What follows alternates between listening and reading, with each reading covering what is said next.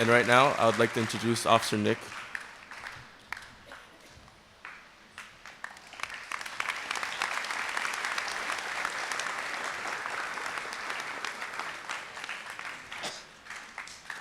It is my happy privilege to recognize our graduating seniors who have enlisted in the United States Armed Forces. Each has received orders and ship dates. It's a done deal. This recognition always falls on or near the anniversary of D-Day. 80 years ago yesterday, on the morning of June the 6th, 1944, the weather over the English Channel broke enough for the 1,000 aircraft and 5,000 ships to deliver 120,000 Allied troops by Higgins boats to the beaches of Normandy and by parachute behind Hitler's Atlantic Wall.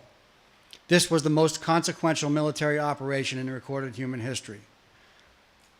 The deposition of Allied forces into Western Europe turned the course of the war.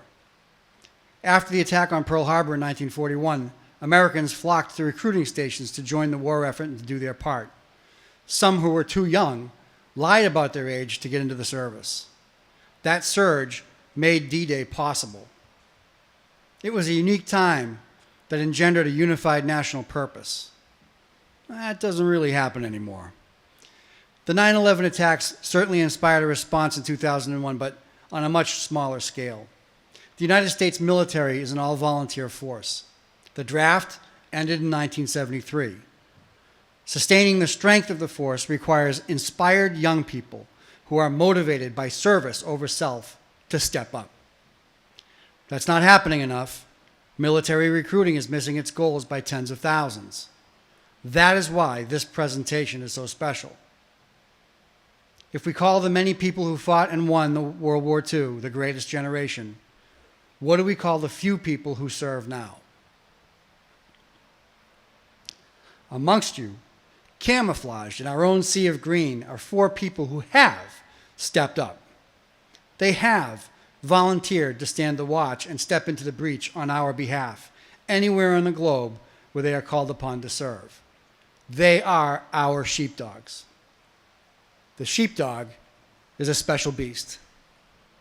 We call them sheepdog for a very good reason. There is an old story about the sheepdog which serves as the inspiration for this part of our ceremony. This is the story. Most of the people in our society are sheep. They are kind, gentle, productive creatures who can only hurt one another by accident. Then there are the wolves, and the wolves feed on the sheep without mercy. But then there is the sheepdog. The sheepdog lives to protect the flock and confront the wolf. The sheep generally don't like the sheepdog. He looks a lot like the wolf. He has fangs and the capacity for violence, just like the wolf. The difference is the sheepdog has such a deep love for his fellow citizens that he cannot and will not ever harm the sheep and is willing to walk into the heart of darkness to protect them. Still, the sheepdog disturbs the sheep. He is a constant reminder that there are wolves in the land. They would prefer that he didn't tell them where to go or what to do, or be seen constantly standing at the ready in his olive drab or blue. The sheep would much prefer to have the sheepdog cash in his fangs, spray paint himself white, and go, bah, till the wolf shows up. Then the entire flock tries desperately to hide behind one lonely sheepdog. That's the story. You may have noticed that the world is a mess. It's always a mess. Be without doubt that our sheepdogs have assumed great risk to face down the wolf on our behalf. Their families will spend the next set of years in a state of worry, and I hope an overriding sense of pride. Sometime about mid-August, when some of you are wrapping up your summer jobs, take a moment while you're packing for college or whatever comes next for you, and think about your sheepdogs, the members of the class of 2024 who are spending the rest of the summer at Lackland Air Force Base in San Antonio, Texas, or at Parris Island, South Carolina. It will be hot there, and I can guarantee you that they will not be spending their time by the pool. Everyone should consider these words from a Trace Adkins song, Semper Fi. I sleep in my bed instead of a foxhole. I never heard my boss tell me to lock and load. Ain't no bullet holes in the side of my SUV, because the kid next door just shipped out overseas. All right, so I've given you a little history. I told you a story. And I didn't sing you a song, but I gave you the song lyrics. Now let's go to where the rubber meets the road so that no one leaves this room confused about how important this is. By my count, this is the 18th time we have recognized our sheepdogs. Since 2006, we have been committed to never let a DY graduate leave our halls for military service without a thank you from us.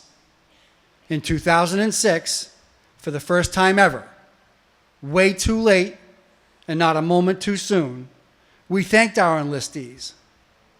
10 seniors, your SRO, John Tibbetts, and Nick Pasquarosa were among them. Our field house is named for Nick. United States Marine Corporal Nicholas Pasquarosa was killed in action in Afghanistan, July 23rd, 2009. That one still hurts.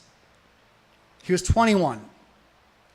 His wake was held in this very gymnasium.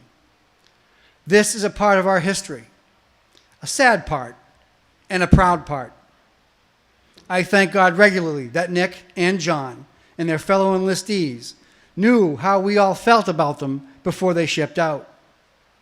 It is also a part of our history that everyone who came after them felt the same pride and gratitude from his or her fellow Dolphins before they left. We are DY. This is our tradition. It is now your turn to join me in showing that pride and gratitude to the sheepdogs of the class of 2024. They will stand their post, they will have our backs, and before they do that, they will have our thanks. Enlisted in the United States Marine Corps, Isaiah Cabrera.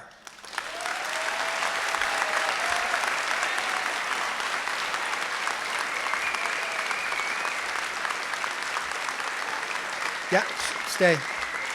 Enlisted in the United States Air Force, Raquel de Oliveira.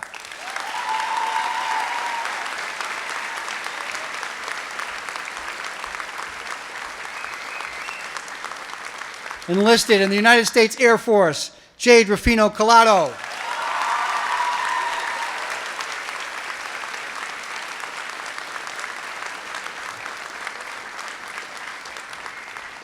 Enlisted in the United States Marine Corps, Jamin Watley.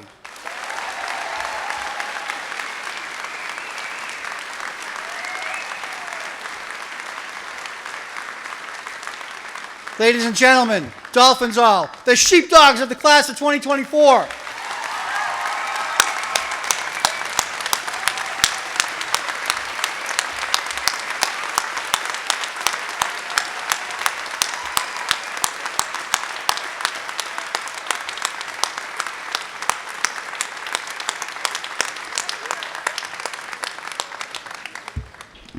For the two Marines going to Paris Island, don't worry, you do get a pool day. Thank you.